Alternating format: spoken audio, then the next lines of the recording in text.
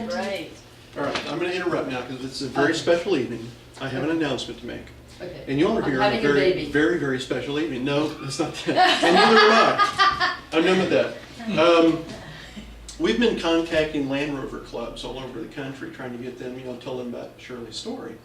And we contacted Land Rover Monthly, which is the big, huge, glossy magazine out of England. And it's got worldwide distribution. And we spoke to a man there by the name of Richard. And Richard was fascinated with Shirley's story and asked if we could write an article, 2,000-word article. So we did. I had one of my authors do this article, and Shirley read it, and we edited it, and got it together, and we sent it to Richard. And Richard wrote back this week, and he said, he wrote to the Land Rover company and said, "You remember this woman, or is there anything in the records showing that this woman bought this Land Rover?" And here's an email he got from Land Rover. It says, "I have checked the records, and this is what we have. Land Rover registration 6066UE, which is the license plate shown on there, registered February 1st, 1961. Chassis number 14410-184. Engine number 1511111-436. Purchased by S. Deane. I will check the photographic records and see what we can come up with." And they checked the photographic records. Oh, and what did they come up with? And we came up with a couple photographs of Shirley Deane with her Land Rover that Shirley has not seen. Oh my goodness! Oh my goodness, that's me? Yep. Oh my goodness! Richard wrote back and said, "We absolutely love the article, and it's going to be published in our magazine, and thank you very much." So, can you show them? yeah, sure. Oh So my Shirley goodness! Land Rover back in 1964. Isn't that great? Yeah. That's fantastic. It's wonderful. And they're going to send me high-res images of that we can then have printed, and you can frame them. Oh great! Yeah. Wow. So that's a pretty cool thing. I'm glad we could share that with you folks tonight. Yeah, thank you for sharing it with me. Absolutely. I'm really delighted.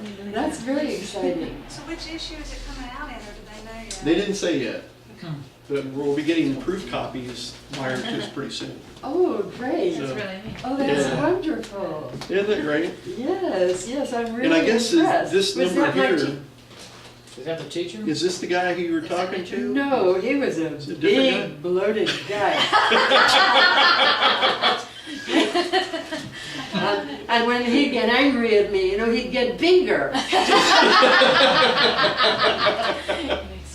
No, that's interesting. I don't know who that was. It must have been somebody from the. That's probably the model they use for the Land Rover commercials.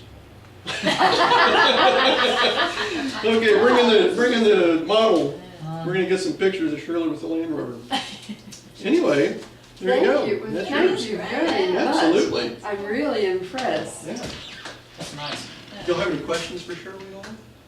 Did you travel with any, like a gun, or did you have anything to protect yourself with, or in your travels, or? You mean aside from the escort We thing? didn't have an escort. When I finished this course at Land Rover, my teacher, who I thought hated me because I so frustrated him, but he said to me, "You did very well," he said, "and I want to give you a gift." And so he gave me a gift, and I opened it and I looked at it and I thought, what in the world is this thing? It was metal. It was a pair of metal rings, 4 metal rings with studs. Are they studs? Brass knuckles, right? That's right. And I stared at those things. I thought, what is it? He said, "If anybody gets fresh with you, you just punch them with this." And that's what I traveled with, these brass knuckles. And somebody, I think it was a customs officer in Baghdad, who stole them. Really? Yeah, he stole them. Wow. But anyway, I wouldn't have had really the opportunity to use them. Thank goodness. But I don't think I never had a gun. And I don't think I had a whistle. Not that it would have. Who was hearing? At one point- At one point, she ended up dating without realizing a Russian spy, and who disappeared, and then she was kidnapped by the Turkish police and questioned for 8 hours. So they might have come in handy then, but I doubt it. That's right, yes. I don't think that would have helped at all. But the Russian spy was a lovely person. I mean, he really was.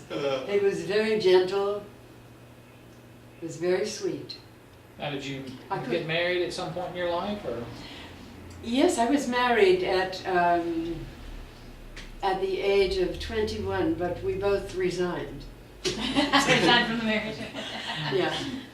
He wanted to go back to medical school, and I wanted to see the world, and that was it. Hmm. And I never took the chance again. Hmm. And nobody ever asked me again You didn't stay still long enough. either. Pardon? You didn't stay still long enough for anybody else to ask. That's true. That's quite true. That's